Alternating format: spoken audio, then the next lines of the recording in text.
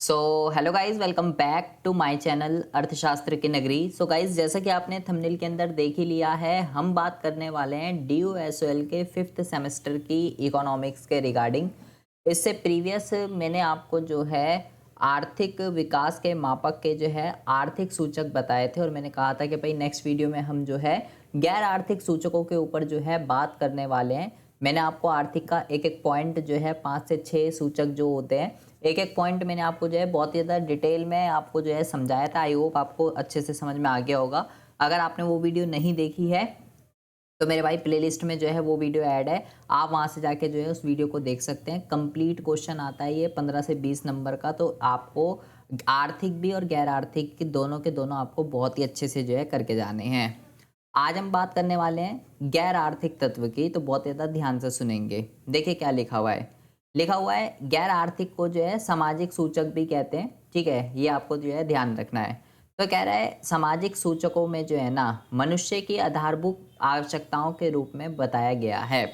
मतलब कि हम विकास को कैसे माप सकते हैं। तो ये कह रहा है विकास को मापने के दो तरीके के सूचक थे, एक थे आर्थिक, एक थे गैर आर्थिक। ठीक है, तो कह रहा है गैर आर्थिक जो सूचक है या जो सामाजिक सूचक है उसका लिंक किससे है? उसका लिंक है मनुष्य की बेसिक नीड से कि एक बंदे को क्या चाहिए। मुख्य सामाजिक सूचकों में ये शामिल है लाइक जीवन प्रत्याशा के मतलब एक बंदा ऑन एन एवरेज कितना जीता है, कैलोरी पान कितना एक बंदे को जीने के लिए एक दिन में पर डे कितनी कैलोरी वगैरह मिलनी चाहिए, शिशु मृत्यु दर बर्थ रेट कितनी होनी चाहिए, विद्यालय में जो है प्राथमिक कक्षाओं में भर्तियों की संख्या, कितने बच्चे पढ़ रहे हैं, कितने को एडमिशन हो रहा है, कहाँ पर वो रह रहे हैं, उनका पालन पोषण, हेल्थ, शिक्षा, स्वास्थ्य, मतलब जो बेसिक नीड्स है जो कि एक ह्यूमन को जो है चाहिए होती है अपना लिविंग स्टैंडर्ड के लिए मेंटेन करने के लिए, जो उसकी बेसिक नीड्स होती है। ये सब चीज़ें जो है गैर आर्थिक सूचकों के अंदर आती है। अन्य वह सभी चीज़ें जो मनुष्य की मूलभूत आवश्यकताओं से संबंध रखती है। तो वन बाय वन जो है हम एक एक पॉइंट के उसमें जो है बात करने वाले हैं। सबसे पहला जो पॉइंट है ये आपका यहाँ पे लिखा हुआ है सामाजिक लेखा प्रणाली। सामाजिक लेखा प्रणाली का क्या मतलब होता है? कह रहा है इस प्रणाली को स्टोन एफ सीयर्स ने दिया था। इस क्रम में पियट एफ राउंड ने भी सोशल अकाउंटिंग मैट्रिक्स के नाम से एक सूचक दिया था। ये सूचक क्या है? कह रहा है किंतु इस प्रकार की प्रणाली की सबसे बड़ी कमी विश्वसनीय एवं उपयोगी आंकड़ों का ना मिल पाना है। इसके अलावा इसमें सामाजिक विकास के सब पहलुओं को सम्मिलित कर पाना भी कठिन रहता है। इसका मतलब क्या है? सामाजिक लेखा प्रणाली, देखो लेखा प्रणाली का मतलब क्या? अकाउंटिंग करनी है, एक अकाउंटिंग सिस्टम। किस चीज का अकाउंटिंग सिस्टम? सामाजिक लेखा प्रणाली। और सामाजिक लेखा प्रणाली में क्या चीजें बताई मैंने, जो जो कि ऊपर मैंने आपको सारे ये जो पॉइंट बताए हैं, मतलब शिक्षा, स्वास्थ्य, ये सारी की सारी चीज़ें किसी कंट्री के अंदर जो है किस उसमें उपलब्ध हैं, ज़्यादा हैं, कम हैं, इन सब चीज़ों की सूचनाएं इकट्ठा करना, और वो जो इन्फॉर्मेशन मिल रही है वो सही भी है या नहीं है, इन आंकड़ों को इकट्ठा करना बहुत ज़्यादा मुश्किल है। ठीक है, एंड ये सारे फैक्टर्स जो हमने बताए हैं ऊपर, हमने जिनके बारे में यहाँ पे बातें बताई गई है, ये सारे के सारे सोशल फैक्टर्स हैं। ये जीवन प्रत्याशा, कैलोरी, ये सारे के सारे इनका डेटा इकट्ठा करना, उनकी अकाउंटिंग करना कि ये किसी कंट्री के अंदर ज़्यादा उपलब्ध है, कम उपलब्ध है, ये जो है सामाजिक लेखा प्रणाली इस चीज़ पे फोकस करता है। अगर ज़्यादा उपलब्ध है तो देश विकास कर रहा है, अगर कम उपलब्ध है तो देश विकास नहीं कर रहा है। और जो इन्फॉर्मेशन हम मिल रही है हमें इन फैक्टर्स के, उसमें वो सही है या गलत है, एंड सही सारे फैक्टर्स के रिगार्डिंग, जैसे मान लो आपको बर्थ रेट मिल गया, डेथ रेट मिल गया, शिशु मृत्यु दर मिल गया, लेकिन शिक्षा स्वास्थ्य के बारे में नहीं मिल रहा, कैलोरी के बारे में नहीं मिल रहा, तो भाई हर फैक्टर के बारे में इन्फॉर्मेशन मिलना बहुत ज़्यादा कठिन है। जो इन्फॉर्मेशन मिल रही है वो रिलायबल है या नहीं है, ये भी कह पाना बहुत ज़्यादा मुश्किल है। ये इस फैक्टर की सबसे बड़ी जो है कमी है। ये जो है सबसे पहला फैक्टर है सामाजिक लेखा प्रणाली। दूसरा जो फैक्टर इसके अंदर आता है, इसको हम कहते हैं संयुक्त सामाजिक विकास सूचक। ऊपर हमने क्या पढ़ा था, सामाजिक लेखा प्रणाली। अब ये क्या है, संयुक्त सामाजिक विकास सूचक, ये दूसरा इंडिकेटर है गैर आर्थिक के अंदर। ये क्या कह रहा है, देखिए बहुत ज़्यादा ध्यान से सुनेंगे। इस सूचक का विकास सामाजिक विकास पर संयुक्त राष्ट्र के शोध संस्थान द्वारा जो है किया गया था। प्रारंभ में 73 सूचकों को जांचा गया, जिसमें अंत में 16 सूचकों का चयन किया गया। ये सूचक निम्नलिखित हैं। देखो संयुक्त का मतलब क्या होता है, संयुक्त का मतलब होता है जॉइंट, मतलब कोई एक इंडिविजुअल फैक्टर नहीं देखा जाएगा, कई सारे मल्टीपल फैक्टर्स जो हैं वो देखे जाएंगे और उसके बिहाफ पर जो है ये बताया जाएगा कि देश विकास कर रहा है या नहीं कर रहा। इसको बोलते हैं जॉइंट सोशल डेवलपमेंट इंडिकेटर। ठीक है, क्या कहते हैं इसको, जॉइंट सोशल डेवलपमेंट इंडिकेटर इसको कहते हैं। तो इसके अंदर कोई एक फैक्टर नहीं है, मल्टीपल फैक्टर्स हैं। कितने, 16। कौन कौन से फैक्टर हैं, जैसे क्या क्या देखेंगे, जन्म जीवन प्रत्याशा देखेंगे, एक बंदा ऑन एन एवरेज कितना देता है, 20,000 या उससे अधिक के क्षेत्रों में जनसंख्या वृद्धि का प्रतिशत कितना है, जनसंख्या किस रेट से बढ़ रही है, प्रति व्यक्ति को जो है कितना प्रोटीन कितना उपभोग मिल रहा है, प्राथमिक और द्वितीयक स्तर के मिलाकर कितने एडमिशन हो रहे हैं, बच्चे कितना पढ़ रहे हैं, कितना लिख रहे हैं, व्यावसायिक भर्ती अनुपात जो है कितना है, मतलब कितने लोग बिजनेस कर रहे हैं, अपना काम कर रहे हैं, कितना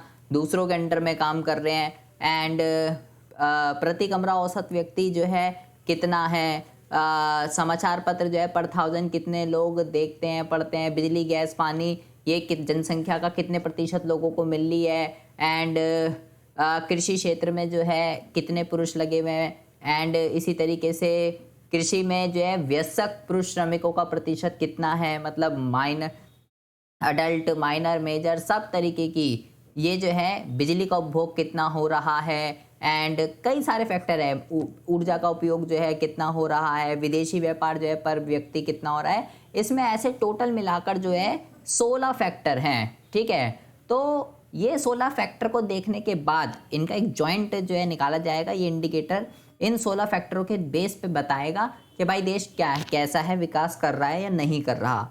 तो कह रहा है उपरोक्त सूचकों को देखने से ये स्पष्ट हो जाता है कि ये भी विकास के उपयुक्त मापदंड नहीं बन सकते हैं। क्यों नहीं बन सकते हैं, अबे भाई विकास को आप इसमें कई सारे फैक्टर्स ऐसे हैं जो कि रिलायबल नहीं है, यूजलेस हैं, उसका एक नॉर्मल बंदे से जो है कोई लेना देना जो है नहीं है। कई सारे फैक्टर्स इसके अंदर ऐसे हैं जिसके बिहाफ पर, जिसके बेस पे आप जो है ये कह सको कि देश जो है विकास कर रहा है, इसलिए इसको जो है इतना अच्छा नहीं माना जाता है।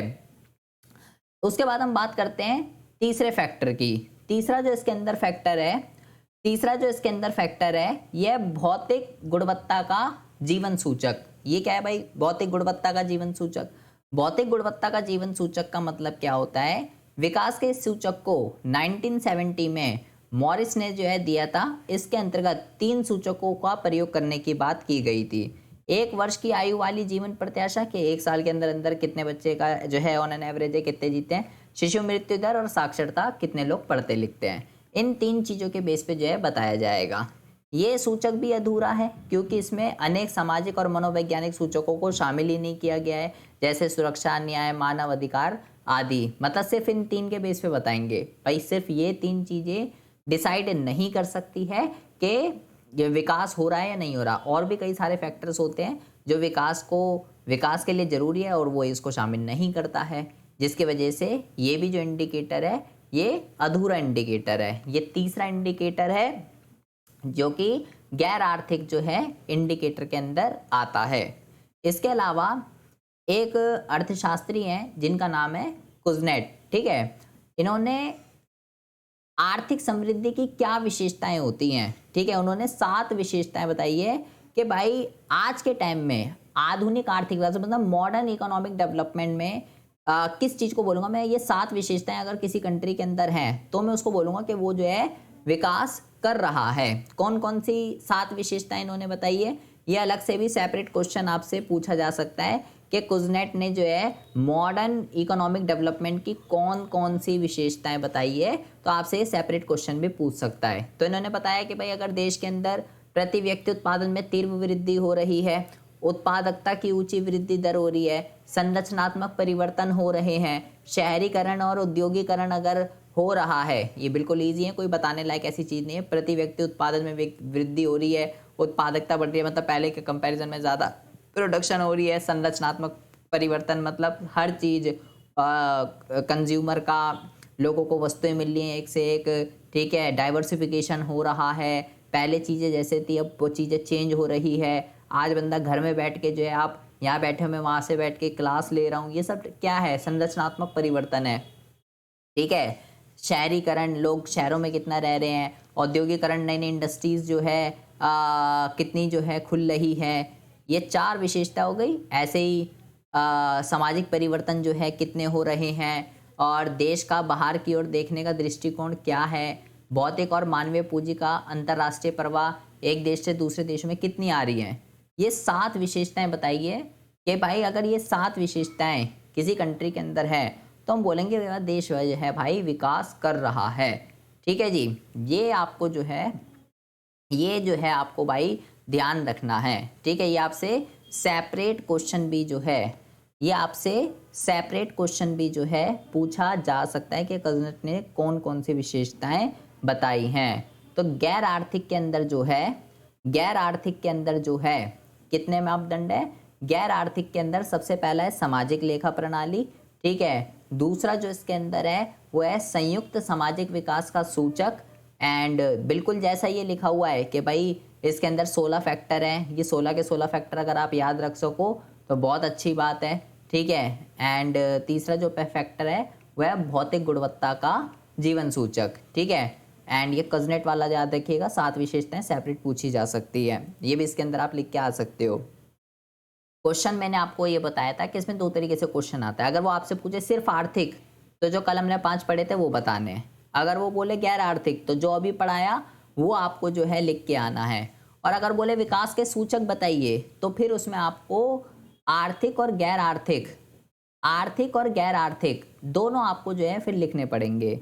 ये कंप्लीट क्वेश्चन आता है 15 से 20 नंबर का, और ये एक बहुत ही इम्पॉर्टेंट टॉपिक है, एक बहुत ही इम्पॉर्टेंट क्वेश्चन है। प्लीज़ इसको बहुत ही अच्छे से जो है कर लीजिएगा, ठीक है। आई होप आपको जो है बहुत ही अच्छे से समझ में आ रहा होगा। नेक्स्ट वीडियो में हम जो बात करने वाले हैं, नेक्स्ट वीडियो में हम जो बात करने वाले हैं वो बात करने वाले हैं विकास के निर्धारक तत्व। कल हमने जो पढ़ा, अभी जो हमने पढ़ा था और कल जो हमने पढ़ा था, हमने पढ़े थे सूचक, इंडिकेटर, कि मैं विकास को कैसे मेज़र कर सकता हूँ कि विकास हो रहा है या नहीं हो रहा है। अब टॉपिक का नाम क्या है? टॉपिक का नाम है आर्थिक विकास के निर्धारक तत्व।